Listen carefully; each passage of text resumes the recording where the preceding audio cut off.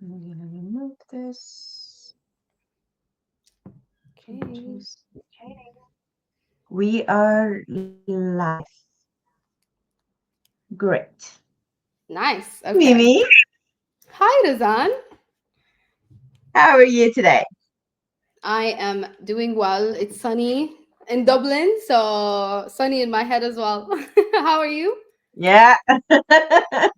I'm good. I'm great. It's so weird how just a sunny day will just change your mood. Everything. You suddenly Ev- And like just you before have Ramadan, so رمضان كريم. كل سنة وانتي طيبة. رمضان كريم وانت طيبة ينعاد عليك يا رب ينعاد عليك يا رب. Um, اللهم. I can't believe that this is our fourth Ramadan in Dublin. That's actually crazy to Is think it your about. third? Like, Is it your third? it's my third, which is also still crazy. Insane. Like Time it's flies. just I can like time goes so fast. Yep, it does. It Insane. does. But Okay, are you honestly, excited for today? yes, yes, I am. Actually, finally, long time due, you know? So I'm very happy to be here today. You can see my excitement أصلاً from the whole entire week. I'm just been like basically excited for the end of the week with you. And then also like tomorrow is a new chapter of Ramadan, yani. So this is ختامه مسك, you know, like we're ending with a great note on the day. So yeah, I'm excited to be here and خم thank you so much for having me. خمرمات حقيقي. Yes. Just information. Yeah, I think 2025 is very eventful, we can say. It's and I think especially for us Muslims or especially for people in the Middle East, like everything is happening in the first quarter of the year. Like we have Ramadan, we have Valentine, we have Mother Day coming, we have International Women Day coming. So Yes. there's so much things happening. And as you said, this is a very long overdue. I'm so excited we're doing this. And I believe this is going to be an epic one because knowing you and knowing me, I think this is will be very interesting. I have set of questions that I want to go through, but I think in a lot of time we're just going to go with the flow. Yeah. I am going to take 1 minute just to connect Instagram for us here, and then we are ready to go. Give All me right. a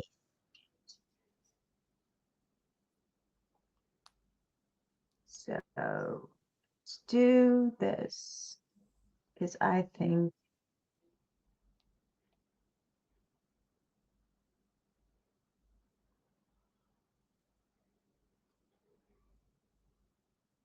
I don't know why Instagram is the only one that you have to go live and then you can actually go live there, but Okay. we're doing it anyway. Cool. I think we are now live on Instagram. Are Okay. we? Social.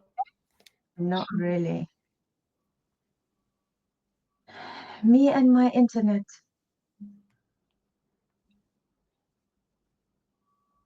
No, I'm having some technical issues. So, Happens to the best of us. um, 2 days ago, I had an issue with my um, I had an issue with my Yeah. website, and I Okay. reached out to the website provider, and I was like chatting with the guy to try to help me, Mm. and I just couldn't. Like he was like speaking gibberish to me, and I just couldn't. Um, do it. So I end up saying to him, you know what? Like I am like I can't do this. And he was so nice. He was like, don't worry, just give me access. I'll get it done for you. And he just get it done for me. And it was like it sometimes it makes you wonder that there is certain things that's very easy for a lot of people. Mm. Easy peasy, they can do it like and it's just quite difficult. Yes, we're live on Instagram, and I think We are also live on LinkedIn. Yep. Yes. Great. All is in place. Okay, And we're here. yeah, Mimi. So, Mimi Mead, what do you want me to call you today? Mi'ad. To those who can call me Mi'ad, then Mi'ad. Because Okay, obviously cool. I have that love relationship with my name. So, like, if you don't know how to pronounce Mi'ad, then it's Mimi to you. Okay, cool. So I can do the aid. Mead. Yes. Yes. Today we want to talk about a lot of things. We want to talk about you. We want to talk about how did you end up working for Google. We want to talk about what do you do at Google. We want to talk about being a content creator. We also want to talk about being loud and being bold and being in a good way, in a good sense, right? Yeah. And we want to talk about what do how can young, smart, talented girls, Sudanese or non-Sudanese, who are watching us today, what do they need to do in order to win big in life? And we also want to hear about what do you have hidden or coming in Yeah. 2025. So let's just start with you telling, yay. Bless. Let's start with you telling people who are joining us today who you are, what you do, and we get it from there. Okay, thank you so much for having me, Rizan, and welcome to everybody who's just joining now, who have also been watching the series with Rizan for a while for now. Thank you for joining in. Also, a little bit about me. Is that what the question was? Then I could start off and tell you. I'm originally from Sudan. Sudanese, raised in the UAE all my life. And when it comes to did I know, am I going to be working for Google? Absolutely no. Not a part of the plan. I've never actually thought. If you talked to me 5 years ago, okay, do you see yourself working this like in this company from like now? I'm like, it's not even in my plans. Okay. I do know that I've lived my life in a rush all the time. I've always come to the next, what's next, what's next. So if you know me from my personal life, if you're watching me and you know me from school, if you're watching me and you know me from a long time ago, you know that I've always dabbled in so many things at the same time. It was just a part of who I was. And yeah, being a part of Google was not actually the plan, but it kind of my journey was just kind of like, pieces of bricks that just built itself to becoming who I am today. And I guess Google is just a part of my journey, and there is more to come. So I'm just accepting where I am at this moment as well. So yeah.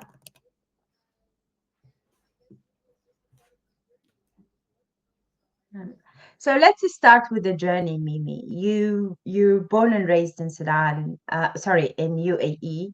I Yeah. remember the first time I met you, I was like, there's no way that she was grown up in UAE. Like she speaks like Haboba. Like she speaks like her granny. Like I was like, no, no, no, no, no. Like so I think I always say this to you, and I think I want to say it today. I think a big kudos to your mom and dad for making sure that even though you grown up in UAE, you carried all the Sudanese beautiful things with you. I think your mom and dad did an amazing job when it comes to that. So I want you to take us through your journey. Like, what did you study? Where did you start as your career, and how did you like? You said Google just happened in transition. I don't believe anything just happens, but just take us through your journey. Where did you start? What did you study? And where did how did what did where did you work before? Yes. No. Great question. No, So great question. So where did I start? I started off in uni. So basically, as if any Sudanese, household, I was groomed to become a doctor of the family, Dr. Miab. Okay, that was always going to be the path. And I've just basically been trying so hard since school to get the good grades in order for me to be accepted in a university in Abu Dhabi or Dubai, as we know, it's a very high criteria as well. So I had to work 10 times as hard to make sure that I gained a spot or I earned a spot there. So all my school life was just basically preparing me for the next stage, which is supposed to be Doctora Miad. And then once I graduated high school, I got accepted into med school. And I remember I got accepted في جامعة الشارقة هناك. And then I literally went and I chose my dorms. Like I knew where I'm gonna live, and I was like, okay, 2 weeks from now, I'm going to be in the dorms.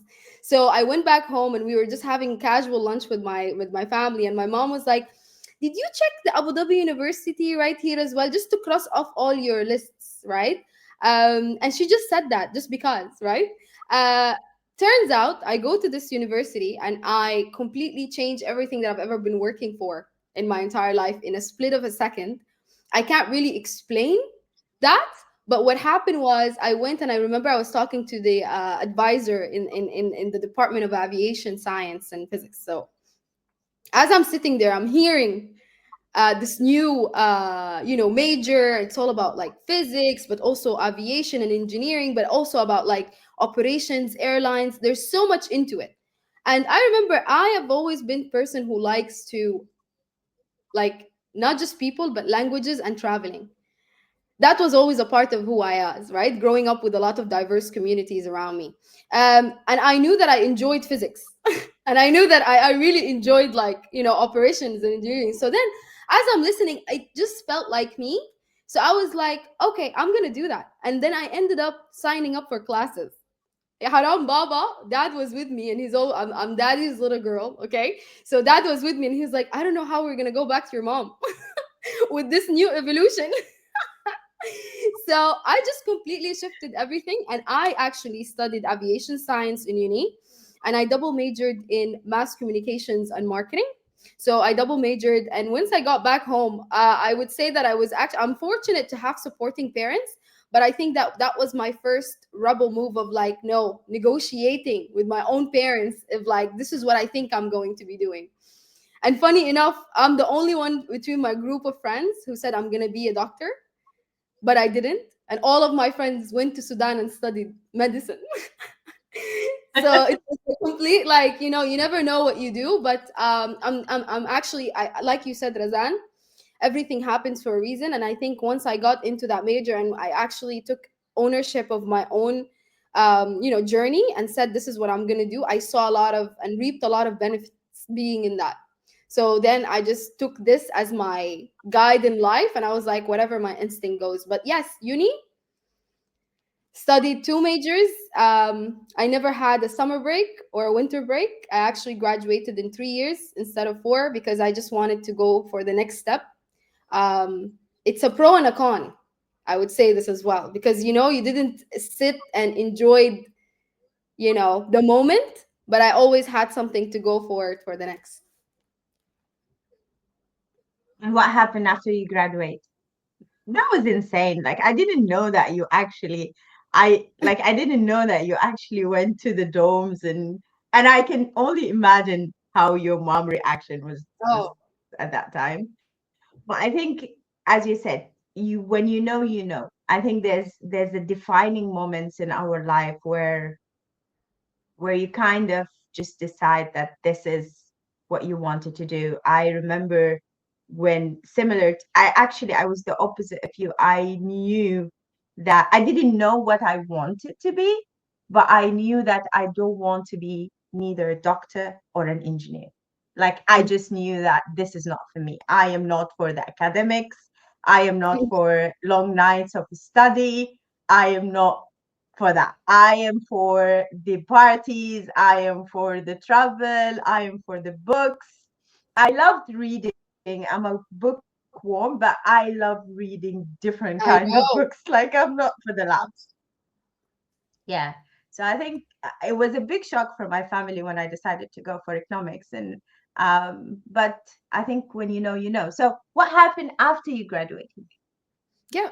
So no, it's actually I just wanted to say Razan as well. Like this is I think something that I see in common with all the Sudanese, women that we always come from like, oh, we needed to fight for what we wanted to have. So yeah, I definitely relate on those senses. What did I do after uni? So the first year I worked, it was supposed to be my trial year. That's why I graduated in 3 years, because I wanted to see the work field, right? And then I'm glad that I did, because the first year I actually worked in my major. So I worked in Al Bateen Airport in Abu Dhabi, and I used to work with a private jets company. I would define that year as like, living my best life kind of year, because I just finished and I was like doing what I thought I wanted to do. And I just worked for the full year with an incredible team. I was working directly with the pilots. I was drafting, crew briefs. I was flying on those. So it was actually the best time in that sense. But also, it was a year where at the end of it, as it's approaching the end, I realized that this is not something I actually want see myself doing for 10 years or 15 years. And then I realized they had the rule in aviation. They said, it counts with your gray hairs. So as like basically, I believe in progression. I believe in growing as you go. And I don't I've always faced the challenge of like, oh, you're the youngest in the room. Maybe you don't have an input to put here. I always had the beginning of you underestimate me because I'm young. But I always had to fight through that. So when I heard that saying as well, how I saw the career plan goes and drafted for me, my value of progression did not fit in there. Okay. And at the same time, I realized that in order for me to become like what I've also developed to be, like, getting my CPL license to be a pilot, I realized that I have to let go of a lot of personal goals in order to achieve that. And that wasn't that wasn't worth it for me, so I had to choose. So then I actually completely did a pivot in my career at the end of that year, and I started working in marketing, which is my other degree, which is just marketing and mass comm. And I knew that I had a love for people. I had a love for complex to and storytelling based on my also content creation life that I live on the side, right? So I knew that I have a passion for that. So then I started working in marketing. I worked with few agencies in Dubai. It was also a pivotal year in my life because that was the first time I moved out of home. So I went from Abu Dhabi to Dubai, being a 21-year-old, living by myself. And also, this is another fight I had to fight for. And then I started living in Dubai, working with a lot of agencies, working with influencer marketing. I worked with brands. In terms of their digital marketing. And that's the background I had until COVID happened. And I know that it changed a lot of people's lives, but in COVID for me, it was a moment where I just wanted to be home with my family. I didn't want to be away from them, and it was just something of uncertain. So what I actually did is the opposite of a lot, which is I just quit my job. And I left and I went back home. I left my apartment. I went back home to Abu Dhabi and I started living again with my parents. And that's where I started my entrepreneurship life. And that's where I started. Basically, I, owned my own agency and I had a partner at the time. But we basically had an agency in Dubai on my base as well, working with a lot of the global clients who were trying to tap into the Middle East as well, and as a business. So I did have an aspect of working with startups, but also had an aspect of working with already established brands that are trying to tap into the Middle Eastern market. I did a lot of localization for them. I did a lot of the concept creation, again the storytelling, and actually choosing the right channel mix for them to grow and scale in those markets. So I knew that that is another passion of mine that I'm good at. So I continued doing that for 2 years. And this is when Google came as well. So as I was actually in the middle of this, I had a team of innovative people, of like basically people who are close in my circle, but they were people who like basically inspired me. And this was the team. And I was really like, I learned as I was going through my mistakes in business, in owning a business. Um, and then Google approached me, and at the beginning I thought it was a scam. Obviously, I was like, what? And what's happening here, I'm actually doing fine. I don't know who's this person is. And I ignored it for months. And then I never forget him. If he's here, like, shout out to you, Arvind. That is my recruiter. He recruited me to Google, so he scouted me and he was like, "Listen, get on a call for 30 minutes and we will discuss." And that's when I got in the call and I found, oh, okay, it's legit. So then I had to make another decision. Um, and that decision was, okay, I haven't planned this, but it's a great opportunity for me to learn so much. Like, it's one of the top companies in the world. But at the same time, I'm actually seeing a lot of momentum and movement in my own business. And I'm an ambitious person that way. But I had to make a choice. So then I did choose to pause everything when it comes to my agency and completely moving to Google. That's when I did the big leap of faith.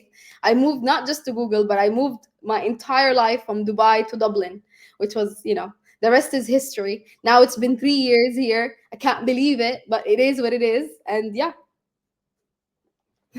So, Mimi, there's a lot here to unfold, and I don't want to jump into the next question until we kind of unfold some of these things. So, I think when you were telling the story about like in the aviation, they say they count your white hair. I think you would have won in that because you are young, but you have a lot of white hair, What so I that did. that could Look at this. work. Now it's right here, guys. It's the Yeah, proof. yeah. Yeah, but I think there is two things here I want to kind of unfold here, and I know today there's a lot of people who are watching us, young Sudanese lady or even guys. It's not easy. You were kind of lucky because your family is kind of little bit flexible, but it's not easy for someone to come to their family and say, I'm not going to do this, or I am going to move out alone, or I'm going to do this, or I'm going to shift completely, or I'm going to quit my job. Like a lot of people, some have responsibilities financially they need to do. Some people, it's just difficult. So I want you to take us through like what usually go in your mind when you want to do these shifts, and what advice would you give it to people who are in that stage, who want to do something they know, or they're doing something they know they're not the right thing for them, or they Mhm. want to do something but they know their family is not going to be on board with that? What would you No, say to those people? that's a great question. And obviously, guys, like, I'm not also saying this has not been a tough. I feel like this is, like I said to you, Razan, I feel like we all go through this as women in like a traditional household where you need to have those fights on your own. And I wish somebody also told me this, because I felt for the most part that I was alone. Even though I have very much supportive parents, it was about, should I tell them? Should I just be the good daughter and continue doing what I'm doing? Because I'm already like, oh, should I just continue acing my school? Should I become the doctor they want me to be so they'll be proud of me and all of these things? But at the same time, I knew that I need to negotiate. I need to know, why do they want me to be what they're saying they want me to be? So why do you want me to be a doctor, mom? Dad? Like, why? So I had that conversation with them, just open conversation. And at the same time, I came in with my bullet points, okay? Is because one of the things about me is that I actually never just took something just because. أعمل الحاجة دي وخلاص. Never. I'm actually like, if you ask my parents, I'm the one who got like the most amount of, you know, hardships. But it's always because I always wanted to know why. But what would I tell the girls who are going through this, or do and being in a place that they actually don't want to be in, and they're afraid, is that isolate that noise. You know, it's about you. At the end of the day, if you believe it or not, it's actually about you. And so is your parents. Their decision and their opinion and everybody around you comes out of place. Okay, we think this is best for you, we love you, we think this is best for you, but no one in this world will choose better than what you would choose for yourself. And I know that you hear all of these things around us, but how do we practically do it? Because I used to hear all these lovely talks all the time, and I'm like, I want to be I'll be one of doing this. But if I'm talking about it practically, I think a conversation is needed. Because for me, how I did this is I got my parents to trust me by force. Okay, I was the first one to move out of the house and live by myself because by force I chose to let them know they can trust me. This is the values you've installed in me, and I'm gonna carry with me if I live in Dubai or if I live in US. I'm still gonna be me, but you need to enable me to achieve what I think I need to achieve. So I'll never forget this. I had so much talks then back and forth with my parents. And my dad, guys, just as a background, he is my light. My mom, she is everything to me. You know how I'm very like close with my family as well. And my dad is a very traditional man as well. You know, he is the eldest of 9 siblings. Okay. And he has been a father figure to all my uncles and aunties as well. So he has a say, you know? So he's like, you're a doctor, you're a doctor. So when I had this conversation with my dad, at the end of the day, I know he just loves me and he wants the best for me. I needed to come with assertiveness. I needed to come with, like, this is what I'm going to do, and here's why. I will never forget this. Once I proved to my dad that he can trust me with these decisions, he went out and said, you know what? She's always give it 100% in everything she do. She was always top of class. She actually got a scholarship throughout university. She did everything that she could do. I do trust her with her decisions. And he even told the rest of the family, he was like, I don't want to be the person who holds my daughter's wings to the floor. I will never forget this. It always echoes in my Yeah. head Oh everywhere my I goodness. go. Oh my goodness. It gives me a chill, you know? And I shout out to all the dads who support their Yeah, daughters. honestly, I'll do the heart. Because yeah, big one. Gonna work. It works. So I think a big shout out to the dads that they support their daughters and to the daughters that they live up to their dad expectations.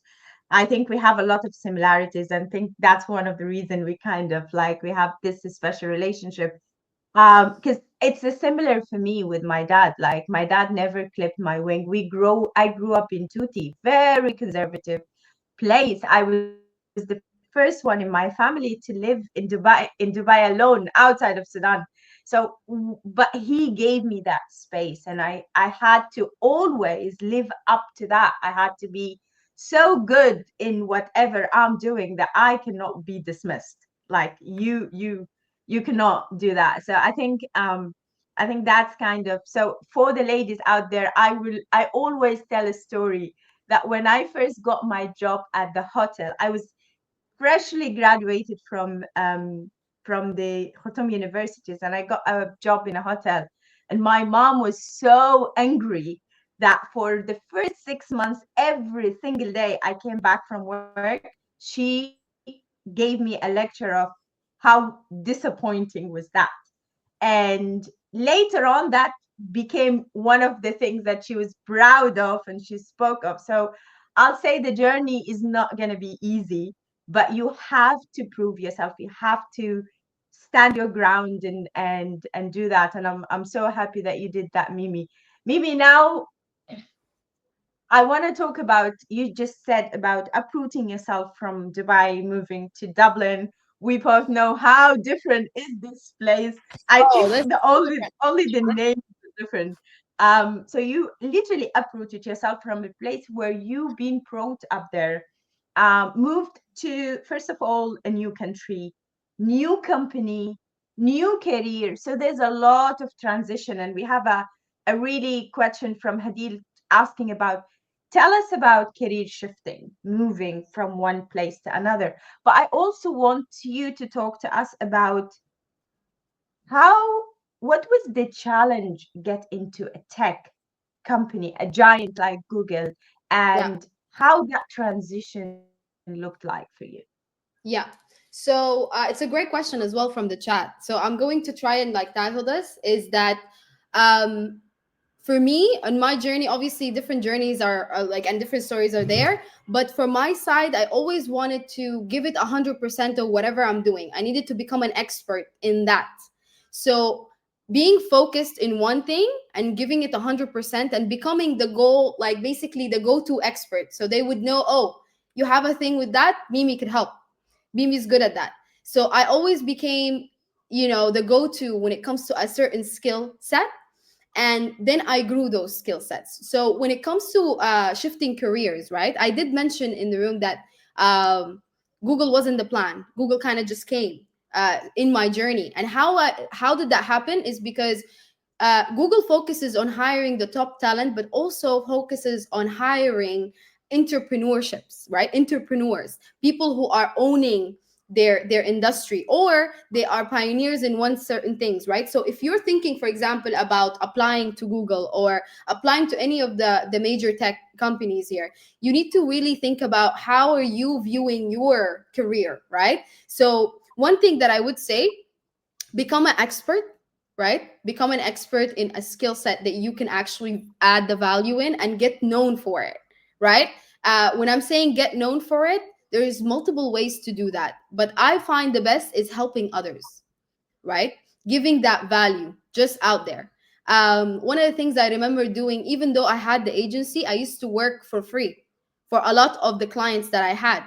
And I used to work for free for them because I needed to know and get the network going into, you have to have that genuine connection. It's not a transaction. So I wouldn't be like, okay, this is what it is. But how that helped me is my name was being said in rooms that I wasn't in, right? So then I was getting approached by a lot of these different people and or companies or startups that they wanted my input in something. And of course, when I'm doing that job, I'm also doing it at 100%. I don't really like to just do something half-assed, right? But how I would tell you about shifting careers, first of all, you need to have the intention in place. Put your intention and work towards that intention. Completely have that tunnel vision towards what's happening, but also say yes to everything that is going to direct you towards that intention, right?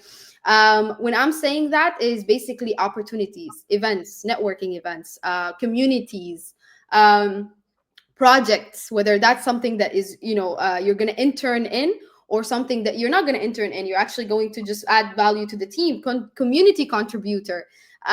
Really think outside of the box, because I feel like nowadays it's such a competitive field, right? So how do you really distinguish yourself is by having a unique journey that is unique to you. And I feel like instead of following what others would think and what they would say to you, I would say that that's why I said set your intention. If your intention was getting at a company like Google, then become an entrepreneur in something, build something, or actually work with like your community or your network that you have currently, and add value to that. And of course, connecting, there's like LinkedIn is one of the biggest examples that you can have. I got my job as well from LinkedIn. Like, I was approached by LinkedIn, but what did I share in my LinkedIn was actually more about my journey as Mi'ad and what I actually aspire to have. So I would say that your uniqueness is what's going to get you to places, your authenticity, nothing other than that. I would feel like is going to give you that growth in acceleration. Hope that answers the question. I hope it does. I actually have two follow-up questions here, because I can hear some thoughts that's going through some of the people in the room that I know they will be asking. Is like, sometimes, Mimi, where do I find opportunities? Like, where, like, I'm new to the country. I don't know people. I don't have a lot of connections. You mentioned LinkedIn, but what is the attitude that people need to do in order to do that? Like, because a lot of people think there's a lot of limitation. I don't know a lot of people. I'm new to the country, with like all of these questions. What would you say to them? Oh yeah. So first of all, I think we overthink ourselves to our detriment. Okay, this is something, guys, I am actually guilty of. Okay, I am someone who never asks for help. Like, if I am on a burning house, I'm going to break the door to go outside instead of saying help. And that's something that is not good, so please don't do that. Okay, it's the time where you would ask for help, right? And when I said, using your network, for example, we said Using with your network, for example, said, if we said, in LinkedIn, sorry, in LinkedIn, it's okay, you can have as many connections as you want. But at the same time, really, I focus on building a genuine connection that is not transactional. That's what I said from before. So don't walk in with like, hey, can I help? Can I get help getting this job? I've been doing this. I want this job.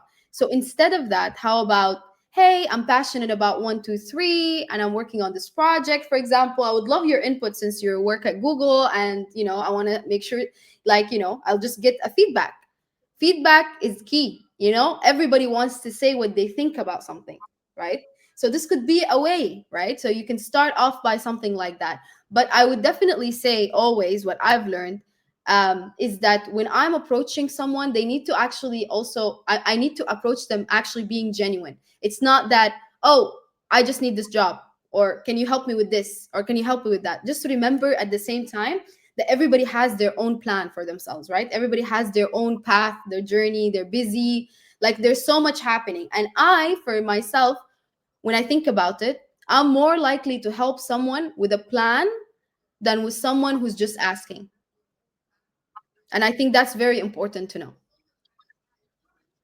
Yeah, I love that. And I think also people who have plan and they have very specific ask, they kind of give you the impression that they did their homework, and a lot of time they actually impress you and they make you feel like, oh my goodness, they really know what they want, and I want to be part of helping someone who knows what they want.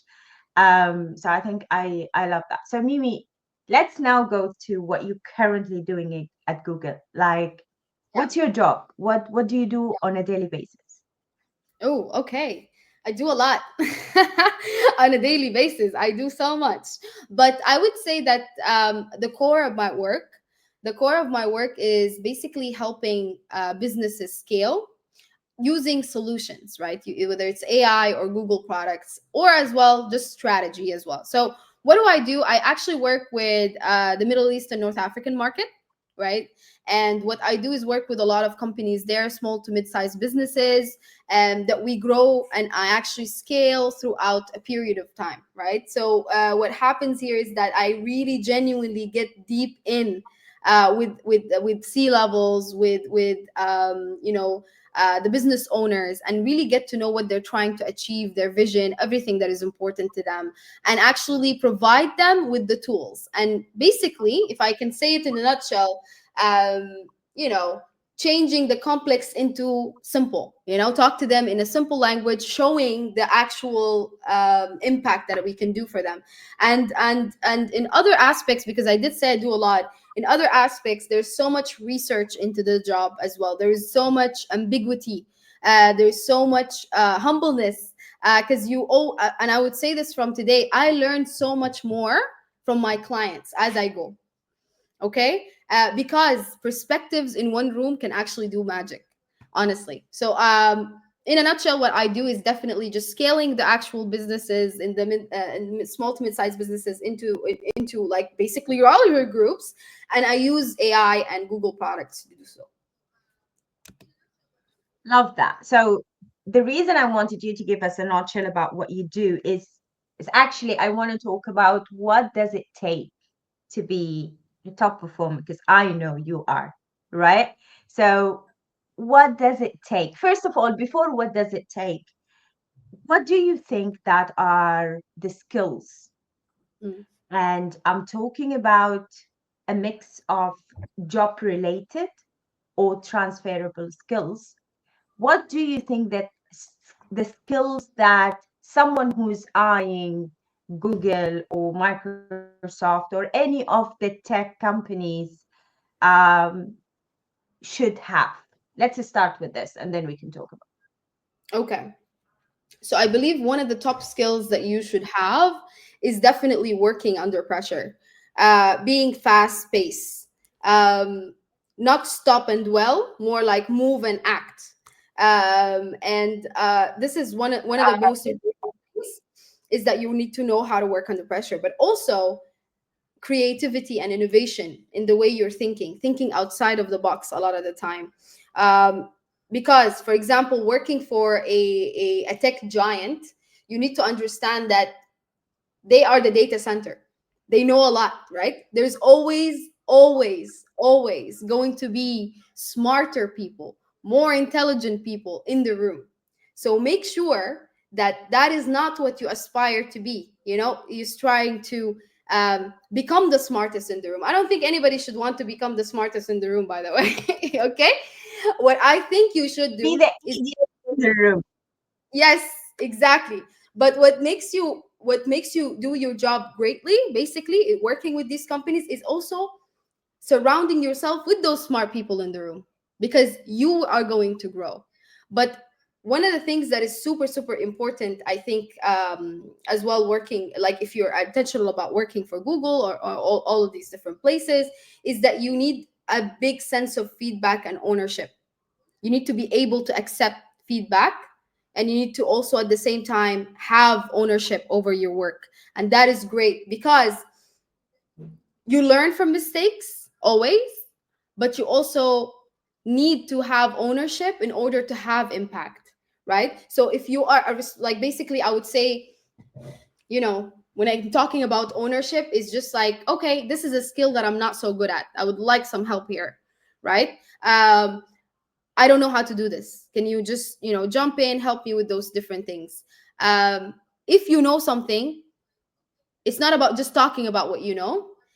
Identify a gap, a problem in the room, and try to do active things to solve that problem without being asked. That's what I'm saying, is that always have initiative. So if you're someone that is a problem solver, critical thinker, those are really great traits as well to have, and to work on. And of course, strategic thinking, but also teamwork, collaboration. You need to actually know how to cross collaborate, because in my job, I do so much of the relationship building that is actually crazy, right? I need to cross collaborate with our product team, with our different things, with my clients, with different teams per day.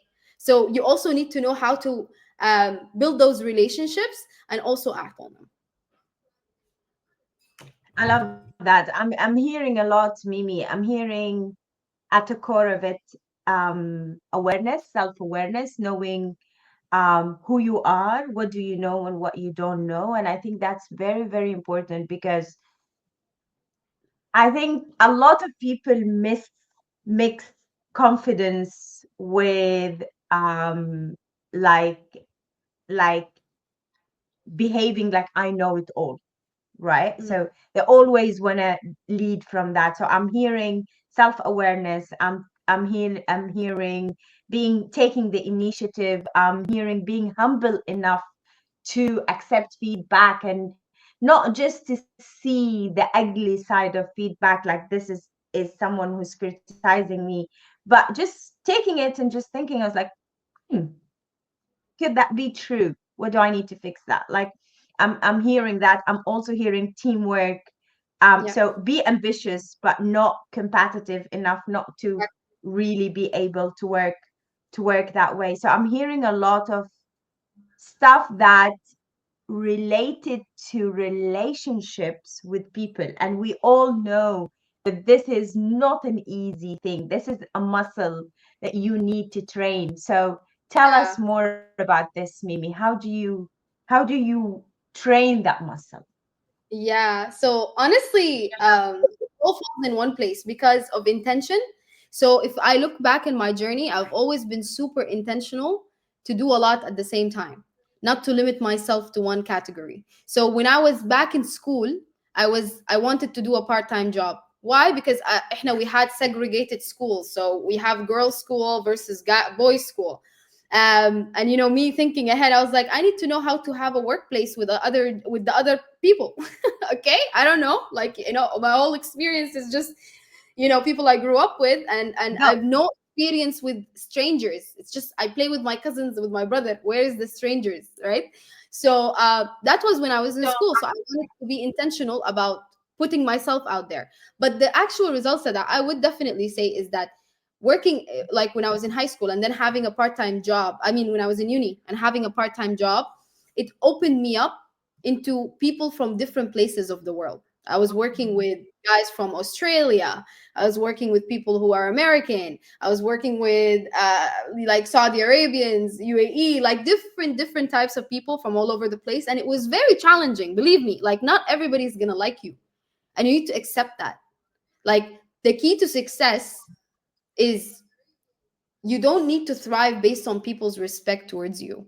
If it comes, it's welcomed. If it doesn't come, it's not requested. It's not a granted thing. You need to move through life knowing that. So when an early age, knowing that, okay, not everybody's gonna like you. Either they really love me or they really don't like me. And at the same time, I came accepted. I basically accepted that. I welcomed all of that. Why? It's because of the confidence that you were talking about before. And I believe that confidence come from not just doing everything right. On the contrary, it came from me doing mistakes and owning those mistakes. So I know and I'm self-aware of what I can and what I can't do. And that's what real confidence is about. It's not about me ending the race first. It's about me actually stopping and helping someone else if I want to, and be like, oh, you can go in the race. It's okay. That is confidence for me. So I feel like as time goes, this is what actually built and flexed that muscle to me. I learned how to speak to different people from different places. I knew how to read the room and not just say what I want to say, because to me that is more of a different types of things, right? And I learned that working with different people from different places actually means that you have to tolerate more than accept. It's not that I have to agree with you, but I can tolerate you respectfully, right? Always that line of respect. And I, thankfully, and this is what I'm proud of the most today, is that I've never crossed that line, and I've kept it real to myself no matter what. So what came, what didn't come. I can still sleep at night, and I think that's real winning, you know. Yeah, agree. I love that. I think a lot of people tend to lose part of themselves, and tend to jeopardize their values and the way they live their life in order to get a job or get a promotion or get just a validation from other people. And I think it's very important to work hard. But I love, on my table, I have a really quote that I love. It says, be a pineapple, stand tall, wear a crown, be tough but be sweet from the inside, right?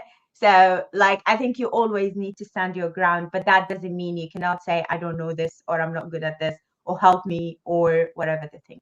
So Mima, I want to go back to being a top performer. So you talk to us about what skills that people need in the workplace today. And I love the fact that the skills that you mentioned are not exclusive to tech or non-tech. These are skills that's going to help you wherever you are, in wherever job that you do, and it's muscles that you can actually train as you go. Now I want you to tell me about what does it take to be a top performer at your job, whether that is Google or non-Google or whatever, what that takes from you, and what do you need to do in order to be that person. Absolutely. So if you cross the things that we discussed before, which is the self-awareness and knowing your strength and being authentic, these are nice to hear, but also how do you practically put them into your job so you're a top performer? Well, first of all, if you, for example, your strength of, for me, I'm a strategic thinker or I'm analytical. I can see things that others can't see. So this is my actual, for example, superpower. So what I would do is, by being that, is identify a problem in the room for the team, not for yourself, not for your goals, not for your own targets, but for the team in wide, and fix that problem. Use that superpower to fix a problem that you know it exists. And once you present that, you become that expert. And I said something before as well, is becoming an expert at a certain skill that people know you for. So how do you develop that? Is by your personal brand as well. It's very important to have that personal brand that you establish for the quality of what you do, right? So in order to do those things, you do definitely have to identify what is your top strength, right? We did a very amazing assessment that I actually enjoyed, which is the Clifton Strength Report, right? It gives you a DNA of what is your top, I think, 34 skills that you have based on a very lengthy exam that you take. And it gives you your top 34, and it highlights your top 5. And it's important to know, in that DNA, you can at any time develop a skill and become number 1 in it, because it's in the DNA of your skill set. But you don't have to do that. I learned something really important, is that if you want to become a top performer, let's say you've done that test, you know what is your 5 your top 5 skill sets, and you know that skill number 3, which is, let's say, analytical thinking, is super important for the next job you're going to get. Technically and statistically, it is more likely that you would develop this skill set within months to become your top skill than when you choose something at, that is number 30 in your list. So when I said be intentional, have self-awareness, find out what's your top 5 skills and build your plan based on that. Does that match you? Because if it's top 5, apparently you like doing that, you know so you don't have to completely move away from what you like to be doing, because you can be an excel, like you can excel in what you know what you can do. Razan, you mentioned something about, I didn't, there wasn't a technicalities to say from my answer about joining, for example, Google as a tech, in the tech industry, right? Or doing the career shift. But I had that skill to learn.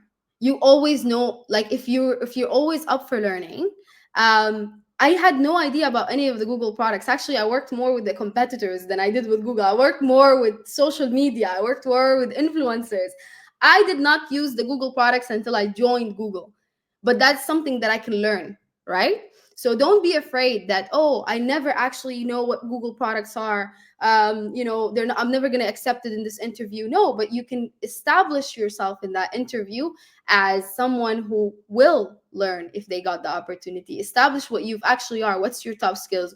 What, like, presenting yourself. I feel like basically seeing the hirings at Google and seeing how new people join the team, they all have something in common, which is, in their interviews, when I hear them talking about how they got the job, is always like, oh yeah, I talked about a project I did. I talked about something that I was really focused in. It was actually not about that alone. So I think it's very important to share this widely, is that once you know your top skills and you want to become a top performer, you need to be intentional about what you grow, what you prioritize, what do you deprioritize, and at the same time, what do you create with this? Because you can't just have it and keep it and wait for something to come your way. You have to create something, whether it's a post on LinkedIn that is talking about a new project that you're going to do, whether it's at a community that you build. You don't have to do it alone. You can create a team. Hey, I'm good at this, I need someone who's good at that, let's create this app. you know Whatever that is that you have, try. And I think trying is going to get you and open doors that wasn't there before, but it will give you that visibility. So visibility is very important. And another, what do they say? Closed mouth don't get fed. Yeah, closed mouth don't get fed. So do your part, and be loud. I'm loud. They know I'm loud. So be loud. It's okay to take space in We're the all loud. Yeah, I love that. I think we'll talk about your loudness in a bit, but I really loved what you're saying. I think we are being conditioned since very early age to focus on what we are not good at, right? Yeah. So in the school, you're not good at math, then they will get you a tutor to be good at math. I think I remember my dad had the shock of his life, um, when I was in secondary school, and I actually failed math on my first year of secondary school, and my dad, who's an engineer, literally had a shock, and he got me a special tutor. And for me, I ended up majoring in statistics, and math is actually my core now. But the thing is, it took, like, I had to do so much to get better at that. And there's a lot of people who love history, who love geography, who loves things not yet, like, the fact that you are not the first in the class does not make you stupid. I think that's, and I think a lot of people say, oh, I don't know this, I need to do a course before I do this. I think, and that's why I love Clifton Strings. That's why I love people to understand what your strengths and play to it. If you're Yeah. good at speaking, make something big out of it. If you're good at analytics, make something big out of it. Because you're good at it, it's easy to develop it, to build it, and you go. You just gonna go far away. I love that, and I love the fact of, like, we grow so much by helping other people. Don't gatekeep. share it with the world. I think that's a great advice. Mimi, now I want to kind of shift into a different space than the work. I want to talk about being loud and being bold, Mm, and I want to talk about. Uh, you said it beautifully. Closed mouth don't get fed, and I want to link that to something that we have. There's a lot of misconception that when you talk about what you are good at or how good you are in a certain things, it's like bragging, and mm, bragging is not good. So that's one. For the loudness, girls shouldn't be loud. Black shouldn't be, oh, black is so loud. Or girls need to be quiet and nice, and you need to ask in a nice way. Some people who just get intimidated by other people, they just tells you like you just so loud because they just intimidated by you filling that room. mm. And I loud doesn't mean being disrespectful, right, to others. It's just being you. So I want you to tell me about that. I want you to talk to the girls out there, the women who are watching us today, to the men who's watching us, to reconsider how do they look at us and the Yeah. way that we behave. Let's talk about being loud, being bold, being filling the rooms. Well, let's just say something, yeah? If you're being noticed, that means there's something about you worth noticing. Okay? So this Yeah. is the first thing, right? Obviously there is a bit of things that I want to talk to you guys about, okay? When it comes to being loud, right? Because there's always a great thing about it, but also there's extreme part about it. And I think it's very important to understand what it is. Like Razan was you like what you were mentioning is like what's the actual fine line between, arrogance and also just being, confident, right? About things. Well, it's not arrogant if it's facts. Okay? So if it's facts, it's not arrogant. It's actually you stating facts. However, pick your battles. Okay? This is very, very important, I would say, is pick your battles. Remember when we were talking about confidence? You don't actually need to prove yourself to each and every person out there. You can leave some people thinking the way they want to think. So being loud is not just like responding and reacting. It's not reacting aspect. Being loud is making an impact, changing, progressing. It's not actually reacting. So if it's about reacting, we will remove that out of our table. We will not react. So what we want to do is establish ourselves and grow based on facts. So don't be afraid to say what you're good at and what you've been doing for your for like as your achievements. You see a lot of people do say their achievements, but there's a certain bias in people's head, whether that's like it's uncontrollable, or whether it's like conditioned by culture, or whether it's conditioned by nationality or region, or it's just different type of biases, right? As we know. But there's always this thing of like, oh, somebody else can say their achievement and you wouldn't look at them as being arrogant. You'd be like, wow, this is such an impressive person, but someone else might look differently or behave differently, and they would talk about their achievement and you're like, khalas, like, why are you saying this? Like, we already know, like, or you should just stop talking. So it's important to know that there's a relation here with the bias part. And that's why I said pick your battles, because you don't need to prove yourself to everybody. Now, let's talk about a situation where you want to grow and you know that you're doing really well at what you're doing, and you're there, you're ready for the promotion, you're ready for the next move, you're ready for the level up. You need to become your self advocate. Um I had a session this morning with 9-year old, like year nine, which is like 13, 14-year old girls who are in school in London. And they were like in the time to choose their major, like what are they going to major in? So I did tell them as well, be your own hype woman. You don't need anybody else to hype that up. So be your own hype woman. And being loud is about stating what the fact is and what you want as change. So if I'm here speaking with my manager, I believe I deserve this promotion, I'm not just going to come and say what I feel and believe. That's not it. What you come in with is the facts. You come in with your contributions, with your achievement, and you have 100,000% right of stating all of your achievements that you've done in the past period. And let me tell you one more thing. When you do that, when you come with not the I feel, I believe that I deserve it. No, when you come with the stats and numbers and actually show your achievements, and this is what I'm doing, and actually, this is my personal development plan, this is what I want for the next role.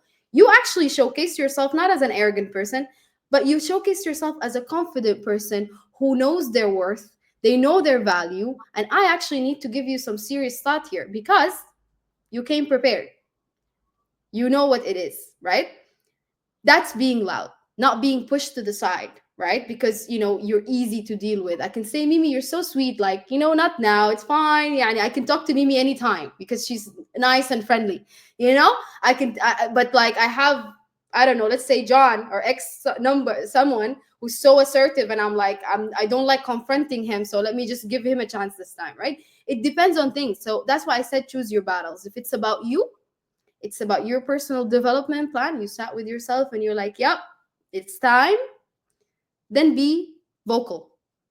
Take space in the room. Don't be afraid of doing that because closed mouths don't get fed. You will find yourself just being stuck in a situation until someone else notices you. Don't wait for someone to notice you, right? Be someone who's noticeable.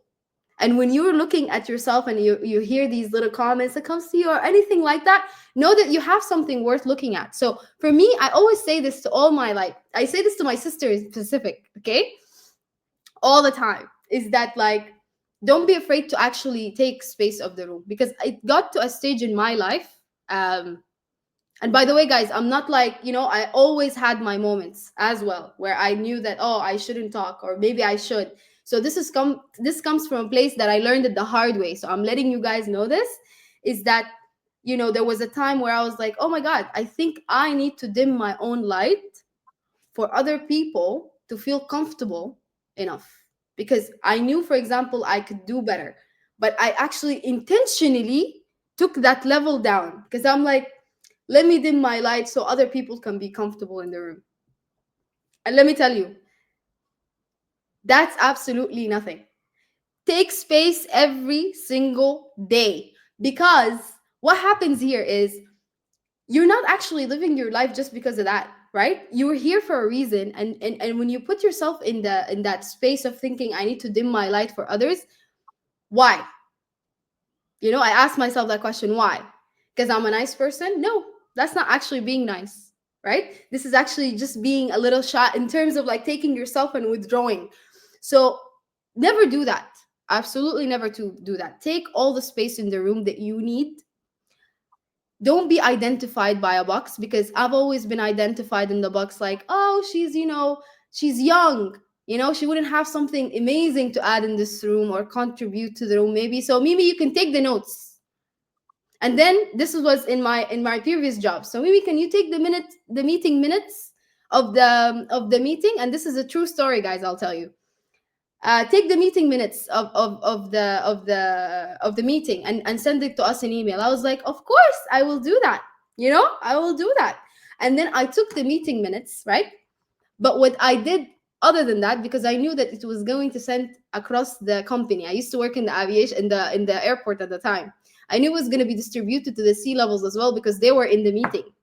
So I would love to take the notes, no worries. So I took the notes, and I also put a section of solutions to all the problems that they actually discussed in the room. And I sent it through. So that little job, I got the emails from the C-level telling me, can you present some more? Because my title was not an assistant. My title was as good as theirs. But I was the youngest in the room. So sometimes pick your battles and do better. And do not be afraid to take actual space in the room, because then the next meeting I came and I presented, and they had to take notes themselves. So there was coming actual levels in life where you really need to just focus on yourself, develop your plan, and when it's facts, it's not arrogance. But also have that balance of always learning from other people. Surround yourself with intelligent people that will lift you up and advocate for you as well. So this is something that is super important, and I really, really, really am super intentional about keeping my circle around me of people that I can actually learn from all the time. I don't have a problem to ask for help nowadays. I don't have a problem, saying I don't know something. So these are the things that I feel like everybody here should do, and it's taboo topics, but somebody has to say it like the straightforward way. I love this. I'm loving it. And I think people watching us are loving it. The queen is telling us absolutely take space. If it's too much for them, you're not enough. For me, agreed, do not demulate. Hiba is actually asking, what is the substitute words for I feel, I believe when talking? So if I took I feel and I believe out, what should I put there? What do you think the word they should do? Let's do the role play. We're in the meeting. Razan, my man, I'm your employee. I'm coming to you. I need to talk to you about this, right? I'm not gonna come to you and say I feel, Razan, that I deserve a Feels promotion. familiar. Yeah, I feel like I know, I believe that. So the alternative here, Hiba, I would say this is that you would come into the meeting and I will ask Razan a question. I'll be like, hi Razan, would you mind if I take lead on this meet one-on-one together? Be like, oh, okay, you want to take lead on this? Okay, please go ahead. What happened? So number one, I have demonstrated that I am going to take the lead on this. So she needs to give me her active listening, right? She needs to now listen to what I have to say. Then when I'm presenting, I would state facts. I would start with, I've been working for 3 years in this company and I've had three several managers as well. It's been, I've worked on this project, and then you take it through and you actually take ownership of that meeting, sharing your results, sharing your achievement. She's just there now because she's listening to what you have to say. Because at the beginning, you set the tone of that meeting. What do you think, Razan? I love that. And I think people a lot don't understand. I've been a manager for so long that I can actually like I could confidently say that I met all type of employees, whatever they are. I manage people who are older than me, younger than me, ambitious, not ambitious, doesn't give a fuck, like all of that. Sorry for my language. But I think what a lot of people think, and this is the mindset that a lot of people, they think the world and people and their managers owes them something. No one owes you anything. If you want something, go get it yourself.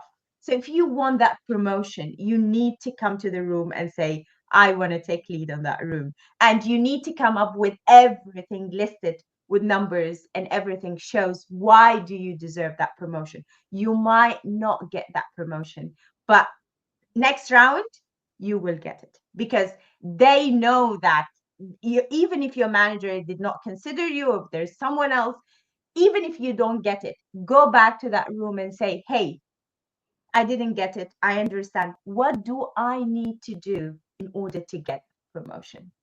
Yeah. And then go back the time after with doing that. So I think go out of that victim mentality, like just go out of that victim mentality, go out from the mindset of the world owes you something. The world does not owe you anything, right? You owe it to yourself to do this. So I love the power move of coming to the room and say, would you mind taking the taking lead of that meeting? And that's actually taking lead of your future, taking lead of everything. So I love that, Mimi. um Mimi, apart from you being a full-time employee in Google, a top performer, someone who's doing so much, I know that you have other projects on the side, and I know you are a content creator. So how do you juggle all that? How do you balance? Why do you do it actually? Oh, I don't juggle, I don't balance. I learn how to all days, every day. I think Madeline says your business case for the promotion is crucial, which is absolutely 100% agree to that. Before it's very again, It's facts, right? If it's the fact, then you can, and you can do that, right? Obviously, before everything, you definitely, like Madam was saying, your business case is crucial. You need to establish yourself as the expert. You need to make sure that you are the best at what you're doing. You're 100% there, not just being noticed, because that just doesn't mean that your manager noticed that, but your peers notice that. The peers of your managers notice that. You become that expert that people come towards. So you have that circle already. So of course, before anything, you need to make sure that in your core, you're giving it your all, and at the same time you're doing a great job at this, that it will open all these next doors and owning your career. But to your Azan, I'm actually learning as I go. Am I actually posting, for example, in content as much as I would love? No. I'm learning how to do that. I'm learning how to juggle as I go as well. Why do I do content? So it all started with a funny thing, is that, like, I have a passion for storytelling from an early age. Okay. But I remember when Instagram was popping up at that time, I've never taken content creation seriously up till like recently. Okay, because I started off by, I'm the biggest, like, I'm the worst texter.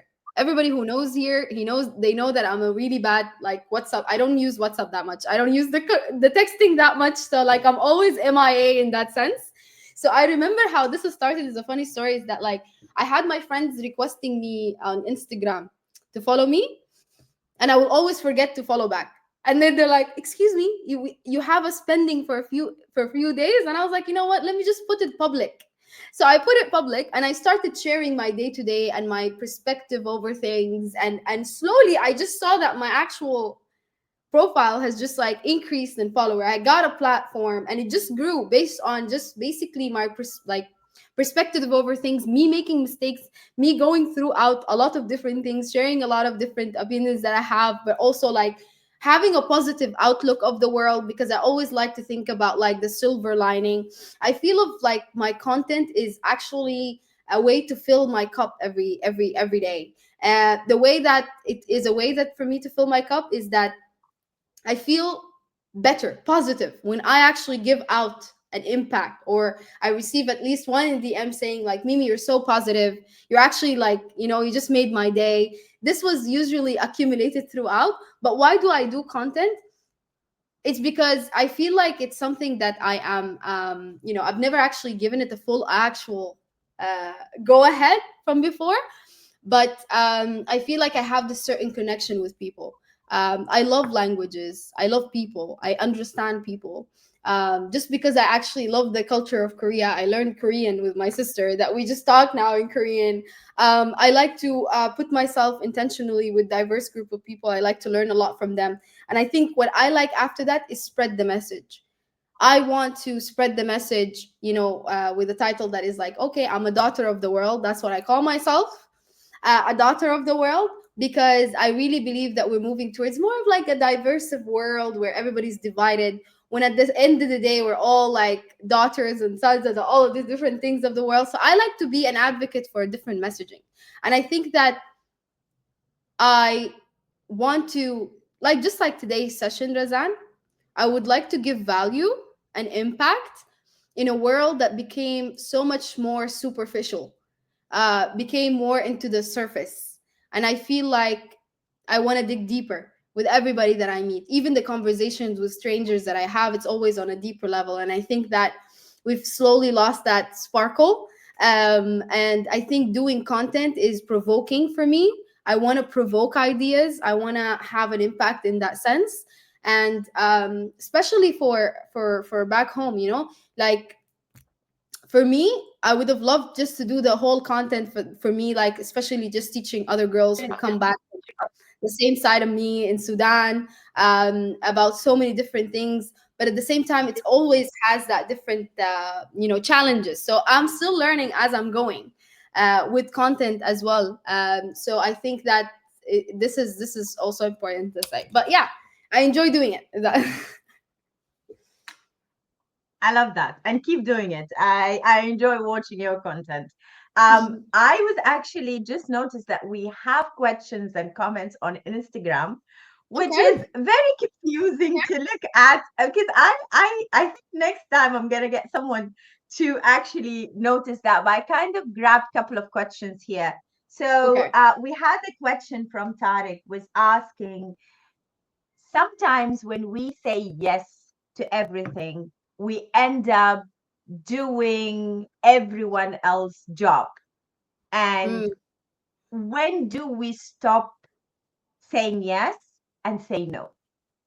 Oh, that's an amazing question. It's an amazing question. Mm, So before, when I said say yes to everything, that is saying yes to everything within that tunnel vision you have. I know, for example, I want to become a product manager, let's say. I need to make sure that anything that will help me step closer into that role, I'm going to say yes to. I'm not going to limit myself just because, I don't know how to do a certain thing. I will learn how to do the certain thing. Let me give you a live example. For example, you want to become a product manager, and someone from your network said they wanted help. This product manager wants help in this certain project. It's okay if you don't have background, they just need to have someone to assist them with different things. You're out here discussing with yourself, I don't know how to do that. I don't want to, like, embarrass myself. So I'm not going to do that, but I really wanted the job. So that's a mistake.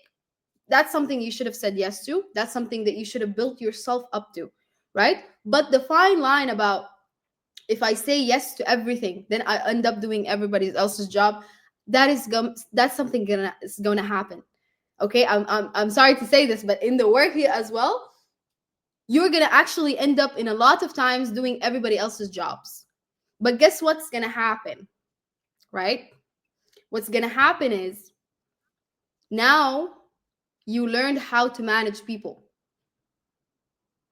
Okay, when I say that, I'm saying this with the aspect of, let's say that you're taking over a lot of different things at work, you're taking a lot of responsibilities at work, you're taking this person and this person and this person. I know now what is this person and this person and this person do, and now I can do what they do. So you've actually developed in that aspect. But it comes a stage where you stop doing that, and that's the stage where you start saying no. When you feel that you've outgrown the skill sets that you actually can learn and pick up like a sponge, when you feel like you've outgrown that, then that's time for you to say no. Because guess what? Now it's time for you to share the knowledge instead. Instead of doing their job, tell them, you know what? I will show you how to do that. I think I've discovered a great way that you could save time, you know, and show them how to do that. Same job that, it's just been pushed by you because you say yes. So I believe, if I'm just going to simplify this, let's not look at something that is the worst unless we analyze it ourselves. Is that actually the worst thing that can happen to me today? If I'm looking to grow in this team, now that I'm doing everybody else's job, is that bad or good? Is this going to serve me or not serve me? And that's when I said, pick your battles. So if it's going to serve you, then yes, do that, because it's a step closer to your goal. If you've done that, you outgrown that, you know how to do better job, then you share the knowledge, you're still giving value to everybody else in the team, and at the same time you're setting your boundaries and you're saying no. So I hope that is like, it makes sense. I love that, and I think also there's something very important here when people end up doing other people's job. There's the different scenarios, right? There's different scenarios, and every scenario is unique to it. But I think a lot of people who work too much and say yes, yes, yes, and don't say no. What happens is they say yes, but they internally are angry about it. Mm, So I said yes, and I'm angry about it. I'm doing it. I'm saying yes, I'm angry about it. I'm doing it. And one day, I am actually just going to explode. And the problem is when we explode, we become emotional and we move to I feel instead I. So if you are in a situation where you doing other people's job, and again, it depends, every situation is different, but I would assume if I am doing the job of my peers, for example, or the person above me in a level, I would, as Madeleine said, I will build a case out of that. And I will take that case to showcase that I am actually being a team player. I'm step up my game. I'm taking the lead, and I'm going to make that works for me instead of working against me and being the complainer and being the one who does that. So I love what you said, Mimi, is there is a positive outlook to every situation, and you need to ask yourself what's in it for me to do that. Is it serving me or is not serving me? Is it serving my mission, my goal? What am I going to get out of that? And sometimes you just do it because you just have to get the job done because you care enough to do that. I love that. We have another question that is actually asking, in your job, they are asking if, do you support businesses to grow by creating strategic plans for them? Like, what do you do exactly to support them? Like, do you create it for them, or you help them create, or what do you do?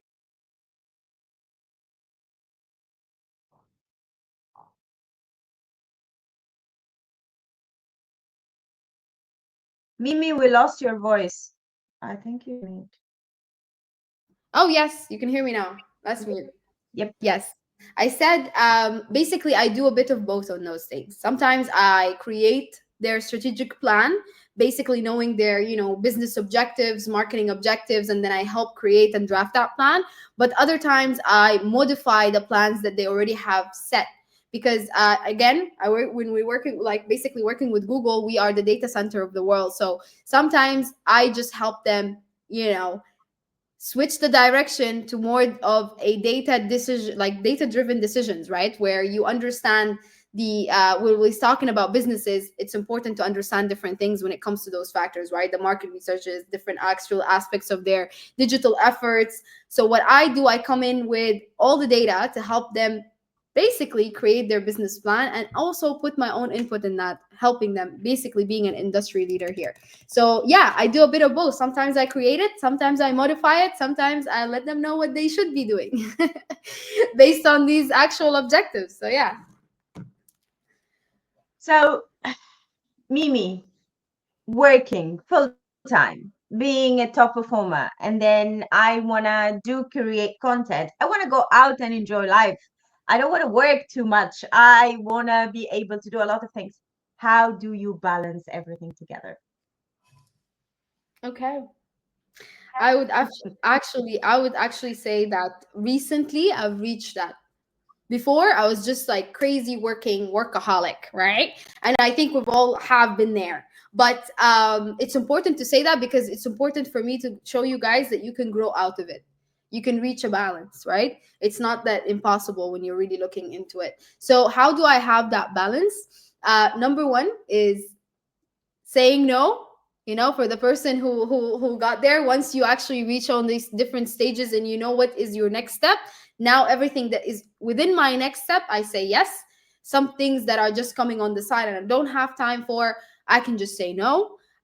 Thank you as well. And this is the first part, and the second part is also being intentional with my time. Like if I'm clocking out, I'm clocking out. There is nothing that will bring me back.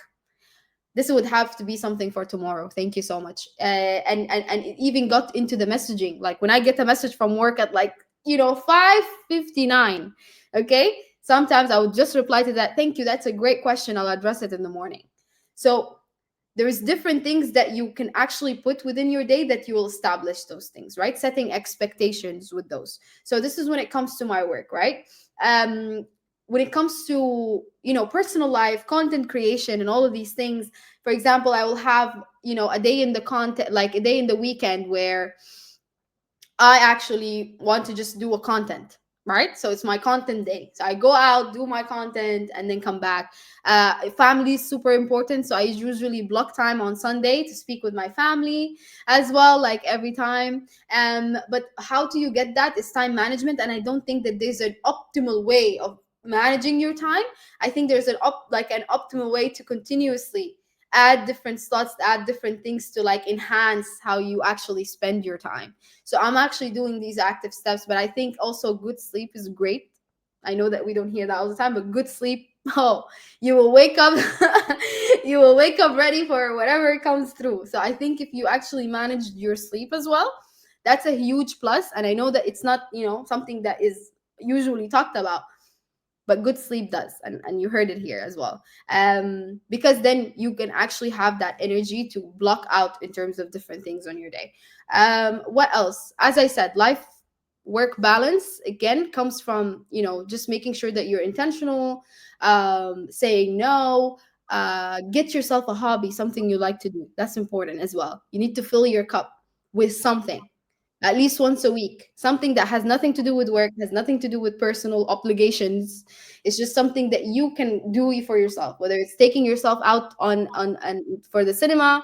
I usually say this: take yourself out on a date. So date yourself. You're gonna be stuck with yourself forever. So I'm definitely going to date myself all the time. So yeah, you have a one day in your week where you go out on a date with yourself. Take yourself So to the movie, everything. yeah, to take yourself to the nail place. Yeah. We got 3 minutes to go, Mimi. This had been amazing. I want to close by one question, and then you can close with anything that you feel like you want to share. I want to talk. I want you to tell us about support system, like um, to be a top performer, to join a competitive landscape and a job, to be on the public eye, and influencer, and like a content creator. You are faced with a lot of hurdles and challenges every day. Life is never pinky lovey dovey on the cloud kind of a thing. Life is tough, right? And we like we need to be able to go through it as as as nicely as we can. So tell me about your support system. How do you protect yourself? How do you refill your cup? How do you recharge when you are in a certain, or you cope with certain situation? And then you can close with whatever you want to share with everyone today. No, thank you for the closing question. I think it's amazing. Um, so I would say that how do I get through? I would say that I try to thrive through it is number one is faith. I believe that my faith has got me through so much that I, as a human, couldn't capably be able to do this by myself. So it's a lot of faith. And remember, faith comes with doubt, right? So, like, you always have the doubt, is it going to be okay? Is it going to be okay? But faith is choosing to submit that, to be like, yep, I'm going to believe it will be, and I'll do my best in the meantime. So, faith has got me through so much, I would say. Second is family, my parents, my mom and dad, whether that's challenges when it comes to me being, content creator, or being a face in the social media that people might, disagree with. My parents were my backbone. Another thing is also within my work life, I've always, uh, wanted and had the ambition, I still do, to become the best at everything that I do. But that also, let's not forget that that's a pressure that you hold yourself against. And you always hold yourself, if you hold yourself against high standards, you always like beat yourself down until you get the best at the best. And you forget to celebrate. You forget to celebrate the small wins. You forget to celebrate who you are today. So the second thing that would get me through is people who will see that on my behalf, people who are close friends to me that will come and be like, that is so impressive. I'm so proud of you, Can you breathe? Because this is so good. Like, I'm so proud to be in your life. And these are people who would come and actually wake me up. They'll be like, hey, this is amazing. This is more than enough. So these reminders are very important. So keeping, again, it's so important what you consume, whether that's content, whether that's TV, series, conversations, music, people, whatever you consume, it what turns you into something. So be very picky about what you consume, even with people. Be picky about that. Um, and the closest people to my circle are people who uplift me, and that's why I actually keep that very close, and I keep it close, and I keep it protected because they protect me. My sister and my brother, I have the best brother in the world.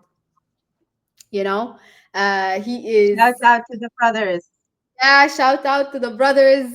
Badawi, listen, if anybody here is hearing this and he's a brother, be the best brother to your sister, right? Be somebody who she can come to and talk to, because you are her actual first thing that she saw as a man. So become the best one for her, right? Because that helped me to be who I am today, is because I had an amazing brother. I had an amazing nan. So actually, again, shout out to my brother, shout out to Obi, shout out to Scott, shout out to Razan, shout out to my friends, shout out to the mentors. Again, I spoke about this as well. Having mentors as well is super important, because they've been through different things that you haven't yet, but also they understand how to coach you through these different things. And I feel like I'm a person who would never share. You know, my mentors, I would know this as well. I don't share, you know, but once you get to know me, I will slowly start giving hints, and then I do share. And I think this is something I'm working on. It's a work in progress, guys. I'm not gonna be that way all the time. But yeah, mentors are super important. Coaches are super important. And I think this is what I also want to close with, Razan, is that these messages of like, it's okay to ask for help, outreach yourself, like put yourself out there. Remember, please remember that confidence is something that you actually built. It's not something that you were born with. You can build your confidence. Okay, you just have to be intentional about building your confidence, and at the same time, choosing yourself over and over again. It's worth choosing. So don't be afraid of making mistakes. Don't be afraid of putting yourself out there. Don't be afraid to listen to that gut feeling. That's why they call it a gut feeling, because your gut has a different brain, right? So listen to that. It's everything is connected. So listen to those things. And at the end of the day, you know, if you made a choice and you didn't get to where you thought you would get, 100% of the time, and there is nothing like that, but 100% of the time, you will always learn something along the way. And that lesson might be what you needed in that actual journey that will unlock a different door for you. So I think that is super important to have a positive outlook, right? Even when the world is turning very gray, look for the light, right? Because that's literally the difference between the most successful people as well, is that they've always did not actually wait for the validation to come from outside. They didn't care about judgment. They actually just went for what they wanted to do. And I heard something from one of it's actually crazy, but it got me thinking. Few things is that one girl, I've seen her on LinkedIn, she said something that I actually related to so much, is that nobody actually got the job they wanted from the first time. You had to get it. You had to try, fail, try again, fail, try again, fail, try again, fail, and then get it. But the part is trying again. No, you can't just get the scholarship you wanted just because you did. If you did, amazing. Okay? But you always have to try again. We have this joke that's been, for forever been said that um, nobody uses their university degree. Like you would get your degree and then you would leave it behind you, and you would just go work something completely different than what you actually initially studied, right? But you had to try again to get into different things, right? And that's the difference between somebody who's continuously growing and somebody who's just stagnant, waiting for things to happen for them. Don't be that. Be the person who's completely moving, right? Because you never know who you meet. So yeah, support system, being ambitious, being bold. Don't take actual the validation from other people. Just make sure that you are sufficient within yourself and you're making yourself grow, and have faith. Have a lot of faith. That's a beautiful message, Mimi. I love it. Thank you so much. And I think we become our thoughts and we become who we surround ourselves with. And if you want people to cheer you up and support you and be, you need to be that for someone. Life Yeah. is about give and take. You can't be just asking. You have to be that for someone else to be that for you. So beautiful message, Mimi, to close with. Love that thought. Thank you so much for joining me today. I really had fun. It's definitely people we're trying. Mimi is trying to do this thing. Everyone Yeah, who it's tries AI. other than her cannot It's basically AI. set up these games. So thank you so much for everyone who joined us today. I hope you enjoyed it, same like I did. And thank you, Mimi, for joining me today. And we're definitely gonna do this again. And we're gonna pick a different topics and talk about something else. So thank you everyone for being here today. Thank you, Mimi. Thank you. Thank you for having me. Bye.